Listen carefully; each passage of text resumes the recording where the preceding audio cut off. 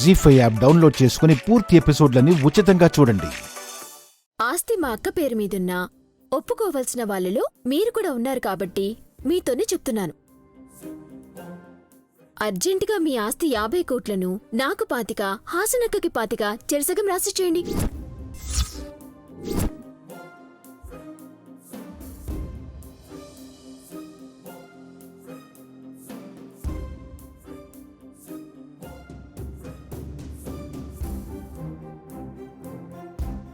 మా bro shock అయ్యాడు.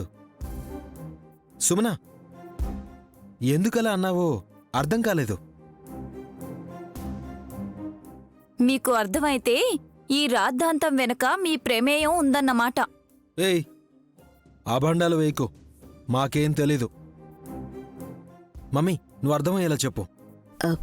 అందర్నీ పిలిచి నైని పేరిట ఉండే ఆస్తిని అడుగుతుందని అస్సలు ఊహించలేదు వల్లభా.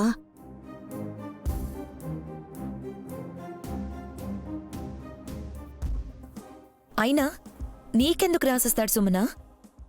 మా ఆయన ఒప్పుకున్నా నేను ఒప్పుకోను కదా.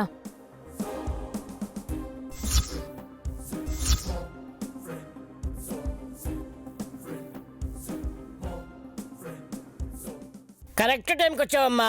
సుమనమ్మ ఆశను తీర్చేయి.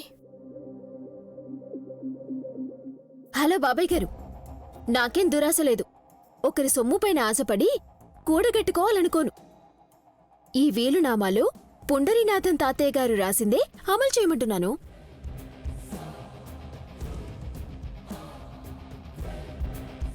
ఏం రాశారు? నీకేం అర్థమైంది?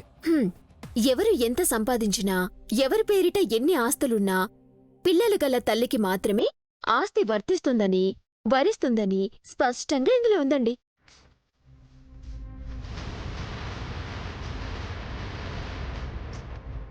అలాగే ముగ్గురు చెరో 50 కోట్లకి వారసులయ్యారు కదా. నాకు కూతురుంది, హాసనక్కకి కొడుకున్నాడు. మా అక్కకెవరున్నారు? బిడ్డలు లేని దానికి ఆస్తి ఎలా వస్తుంది? ఏయ్, ఆపే!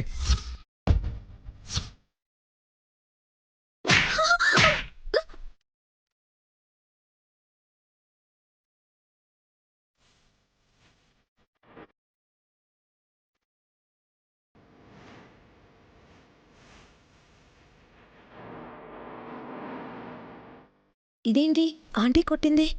ముందే మాట్లాడుకున్నారా? ఇంకోసారి నైనిని పిల్లల్లేని తల్లి అన్నావంటే ఏం చేస్తానో నాకే తెలీదు. మమ్మీ, అంత గట్టిగా కొట్టావేంటి? లేకపోతే ఏంట్రా? ఏమనుకుంటోంతాను? నైనికి పిల్లలు పుట్టరని ఎవరైనా చెప్పారా? డాక్టర్ ఏమైనా సర్టిఫికెట్ ఇచ్చారా?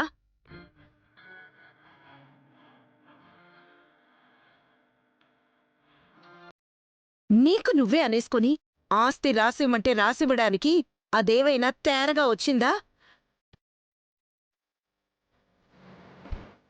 పగలనక రాత్రనక కష్టపడ్డారు. భార్యాభర్తలిద్దరూ నాగలి పట్టుకొని కూడా దున్నారు. ఇవన్నీ నువ్వు మర్చిపోయావా?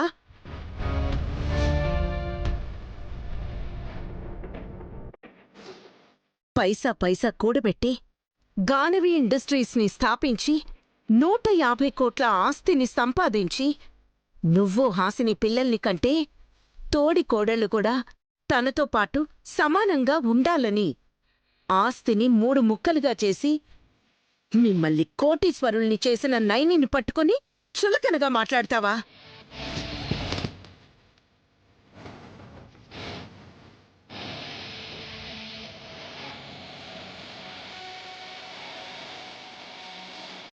ఇదేంటి అత్తయ్యన్నట్టు ఇది నాటకమా, లేకపోతే నిజంగానే అనేస్తుందా? దెబ్బ అయితే గట్టిగానే కొట్టింది. కొట్టింది. డైమండ్ రింగ్ నాకే కదా. అత్తయ్య ఎక్కువ మాట్లాడేశారు, కొంచెం వాటర్ తీసుకురానా? హే, మధ్యలో దూరితే నిన్ను కూడా కొడతానేమనుకున్నావు? నువ్వు ఆగమ్మా. అక్కయ్య పూర్తిగా చెప్పు. నువ్వు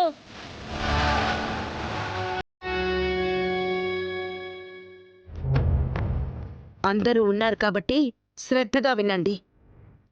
విశాల్ నైని తలుచుకుంటే ఏడాది లోపు మళ్ళీ పండంటి బిడ్డకు జన్మనివ్వగలరు. ఇవ్వకపోతే ఇస్తారు. ఇవ్వం ఇవ్వం ఇవ్వం ఇవ్వం.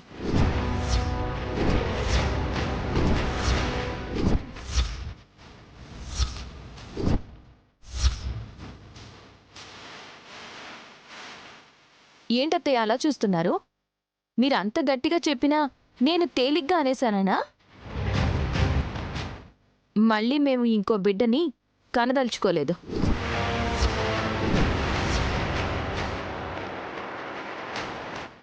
అలాగైతే సుమన అన్నట్టు మీ ఆస్తిని కూడా పంచేయాల్సిందే. బ్రదర్ కుదరదు. ఏ? నీలాంటి వాడికి ఇంగ్లీష్ అర్థం కాదేమోనని తాతయ్య గారు తెలుగులో కూడా రాశారు.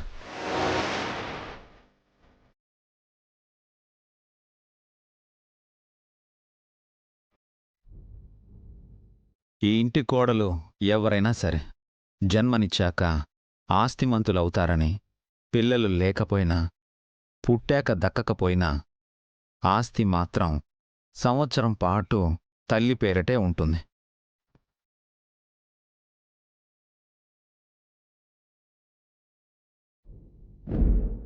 అంటే ఇంకా 9 నెలలు నైని ఆస్తిలో ₹1 కూడా ఎవరికి తీసుకునే హక్కుండదు.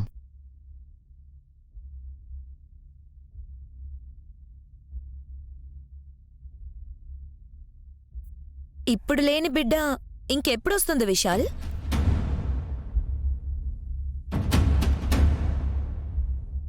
నైని నమ్మకానికి కూడా గడువున్నాక నీ అనుమానానికి చోటెందుకు కసి?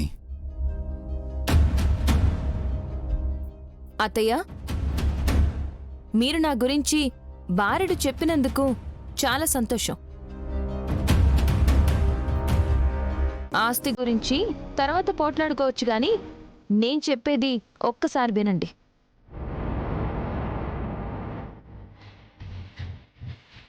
మళ్ళీ మేము పిల్లల్ని కనదలుచుకోలేదు అంటే ఇష్టం లేదని కాదు. ప్రాణంగా చూసుకున్న గాయత్రమ్మగారు ఈ ఇంటికి త్వరలోనే వస్తారు అని. ఎక్కడుంది తప్పిపోయినా నీ కూతురు? ఇక్కడే.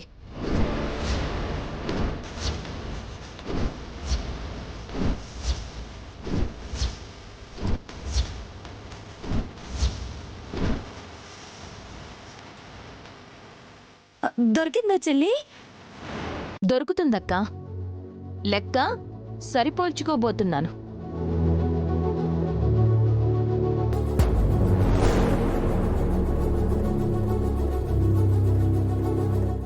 ఈ చుట్టుపక్కలే ఉన్న నా బిడ్డని నా చేతుల్లోకి తీసుకుని నా భర్త భుజం మీద కూర్చోపెట్టి ప్రపంచానికి పరిచయం చేయబోతున్నాను. అతి త్వరలోనే.